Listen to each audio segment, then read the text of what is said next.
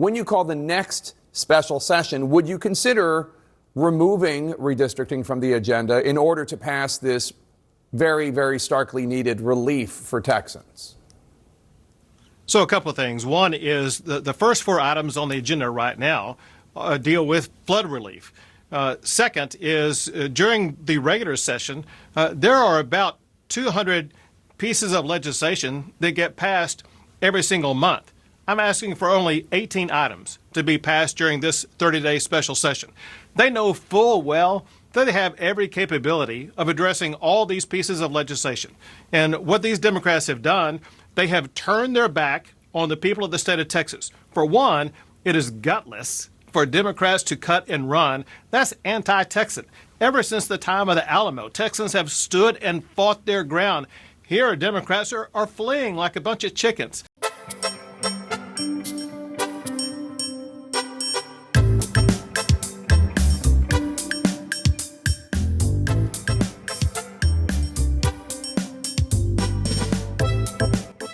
Here to help us break down everything happening in the state of Texas, what the word gerrymandering means, where are Texas Democrats right now, how this all started. She's my friend. I've known her for so long. Jess, we've known each other for a very long time. She's a executive director over at the Texas Signal. You can check them out over at texassignal.com. And that's Jessica Montoya Coggins. Jess, Mike, and Nick, thank you so much for hopping on the podcast with us. Yeah, absolutely. I don't want to get into how many years we've known one another, but let's friends and longstanding. I like that. Yeah, it's funny because Jess and I used to work for a television network, and I don't even ever remember talking politics before. And now here we are in 2025, and we're talking about gerrymandering in the state of Texas. So, Jess, let's dive into this because give our audience. We were just talking about it off air before we started recording. Give our audience a 30,000-foot overview of how this all started in terms of this redistricting plan and how President Trump's comments potentially got involved in all this. Give us the breakdown of how this kind of all started. Sure. So we did start to hear some rumblings a couple of weeks ago, maybe even months ago at this point, that the White House was potentially looking at a state like Texas for some mid-decade redistricting, maybe looking to shore up some more seats, perhaps fearful that they were going to lose the midterm elections next year. But that was sort of kind of a theoretical thing, wasn't really on the books. Now, in Texas, we have a legislature that meets only every 2 years. So our current legislature, it was done for the year.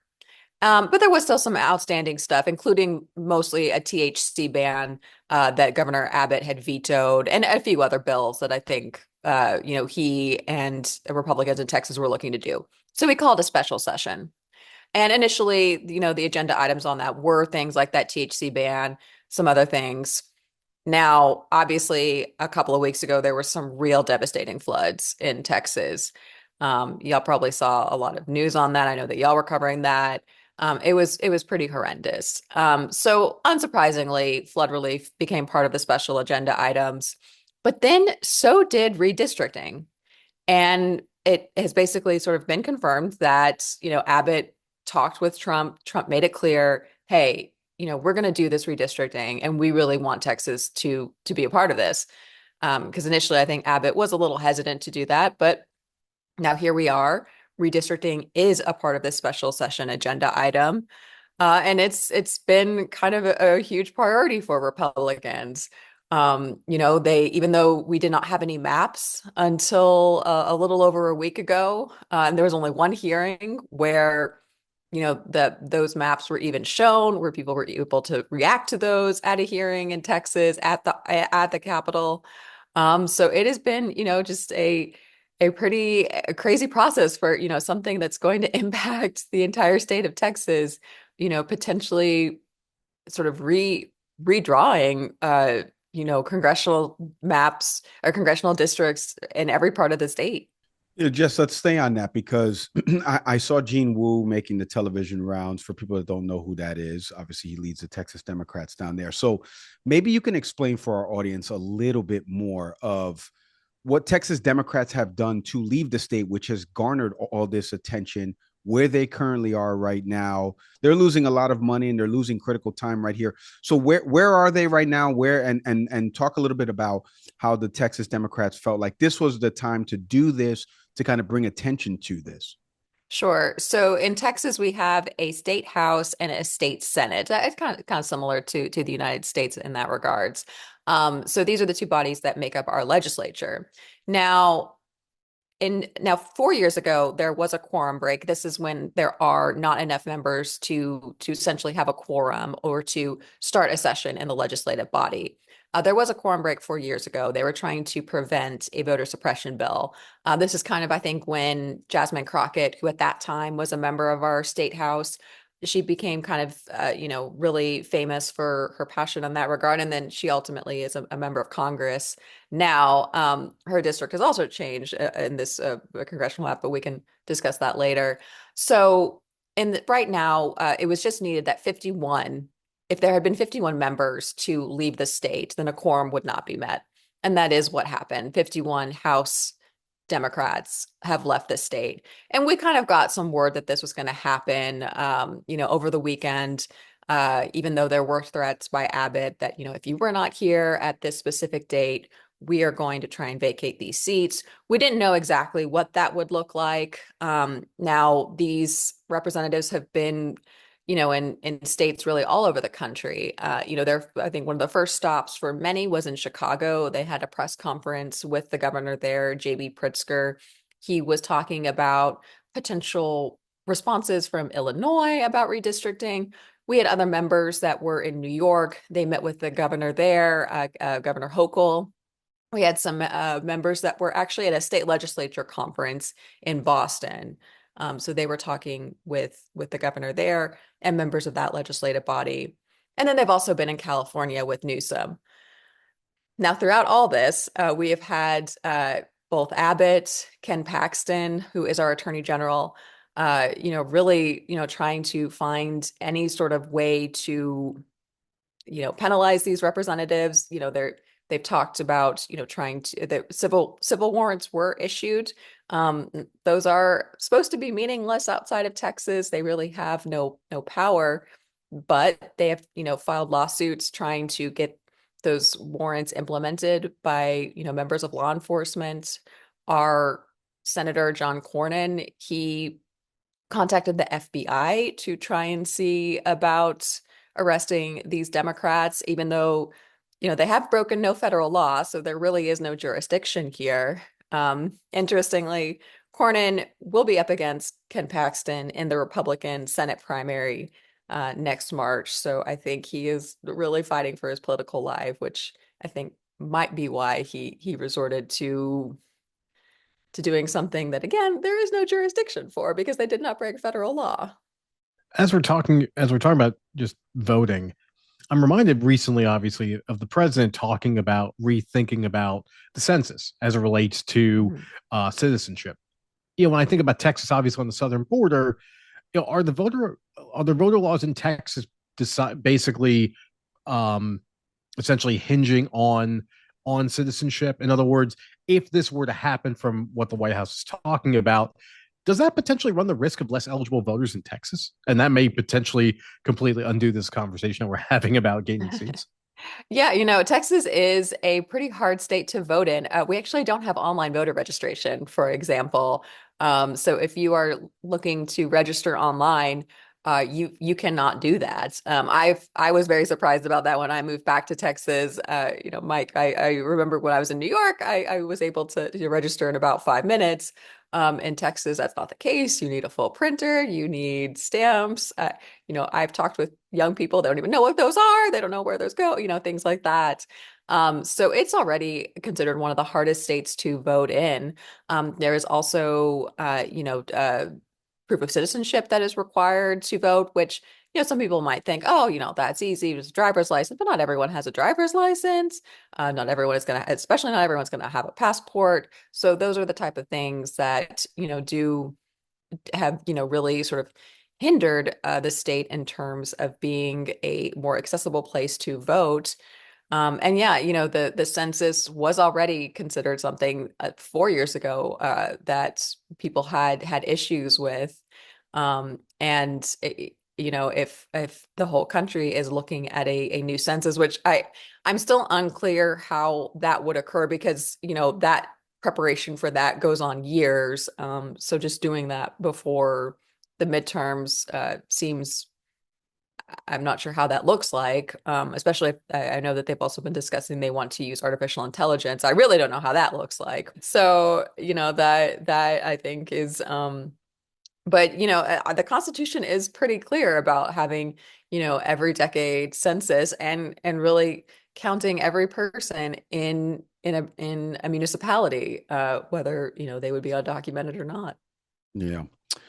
We'll see how that plays out. That pesky old Constitution, Jess. Let me ask you, because you mentioned Ken Paxton before, and so I wanted to play this clip for you because I saw him on, I think it was Fox News. I'm forgetting the woman's name right now. Kellyanne Conway, excuse me. She was filling in for Sean Hannity, perfect fill-in, by the way. And she had Ken Paxton on the show, and they were talking about this. And I've heard some other Republican folks mention about this, that, hey, Democrats do this and blah, blah, blah, blah. So I want you to listen to what he says, and we're going to react on the other side. So take a listen to this. Well, the Supreme Court and other courts have ruled that it is legal. We simply want more Republicans because we're a red state. And that's why we're redistricting the maps. No other reason. And we have a right to do that. I think the Democrats have just been exposed. People are shocked when they see these totals in other states where there's 0 Republicans or 1 or 2 when President Trump received 35 to 45% of the vote or more. I mean, it's outrageous what they've done. And so we're simply going to pass a map this week. Tuesday, we'll probably go out Wednesday morning with 5 Republican majority districts that are new. It's legal. It's our right to do it on behalf of the voters in Texas. There's a lot that he said there that he jam-packed into there. If you want to get into the legalities part of it, feel free. But this idea and this notion about Republicans are doing exactly what Democrats have done. I heard Adam Kinzinger even say something similar on CNN where he's like, hey, I lost my district because I got gerrymandered out of it, and that's why I'm here on television right now. Mm-hmm. So kind of give a moment of literacy here. First, if you want, dispel or, add on to whatever he just said there about not only the legalities part of it, but then the other part of it is that both sides do this, but yeah, one's within the legal framework of the 10 years of the census versus doing this right now when this is kind of like ad hoc and not really within the year of when the census would be done. So take both. Sure. Well, I think, he laid it out pretty much exactly what, the Republican rationale here is, they just want these 5 additional seats. The rationale is that they're going to go for Republicans. So that's I feel like that meme, like there he said it, but in terms of just, gerrymandering being a thing that both parties do, that is true. But, a couple of years ago when Democrats had the House and Senate, there was an attempt to pass a bill that would, basically limit the gerrymandering. It did not pass. But that was, a Democrat wish to do that. I just came back from an event actually up in Collin County, which is just north of Dallas, where Representative Joaquin Castro was speaking. And, he talked about this where, he is somebody who does wish that, redistricting was done in a fair manner. And, that this is something that, a sane country would do. But given where we are right now, this is why he is so passionate about having these House Democrats, break the quorum, attempt to stop these new maps in Texas, because you are going to probably usher in, a whole new playing field here where states like Illinois will go even further. So I think there might be one Republican district there. Maybe that is gone. California potentially, voting on new maps, which may or may not work, by the way. I think some people are kind of, just assuming that is something that will go, but we'll see. And then, other states too, where they, other Republican states like Florida, like Indiana, Ohio, what there is. So, this is almost like a Rubicon moment where, Texas, because people like Paxton are so gung-ho on this, who knows what our country could look like, ahead of this midterm. Well, I heard in Pennsylvania we're about to create a district solely around my house. So I'm looking forward to also being a part of the House in 2026, I guess. But on a more sobering note, Jessica, I'm wondering about the So obviously there was the flood recently, and there was a lot of conversations about how information was being passed to the camps, and it seems like now in a 24-hour news cycle we sadly move away from these stories, from where you're all in the state. What do we know about the fallout of what's been going on, about how information was spread? Is there any accountability that's being discussed? And more importantly, as it relates to the devastation in that area, what are the efforts looking like both at the federal and state level to help families? I think a lot of the people that were impacted are, still very sadly cleaning up a lot of the pieces around them. They are wondering why FEMA, it took, several days for search and rescue to even be implemented. This was, that even resulted in a pretty high ranking person there leaving, basically saying like I was stymied at this job, and really essentially pointing the finger at Christine Nome on that. We also learned that a lot of the helplines were not even in use. Just the day before, funding had lapsed for that. So these are very serious issues, and these are things that I think a lot that weigh very heavily on a lot of the Texas Democrats there. There is a House Representative, Mary Gonzalez. I believe she's the only a female veteran in the state legislature, but she was talking about how talking with people in her own district about the fact that they waited weeks for basically anybody to even show up and to help them. And so, so it also goes to show like this quorum break was not taken lightly. And they want to be doing flood relief, that this is something that they really want to address. And it ostensibly, this could also be something that if the Republicans in Texas wanted, this could be the sole focus of the special session. You don't need to do redistricting. You don't need to do some of the other agenda items that they want to do.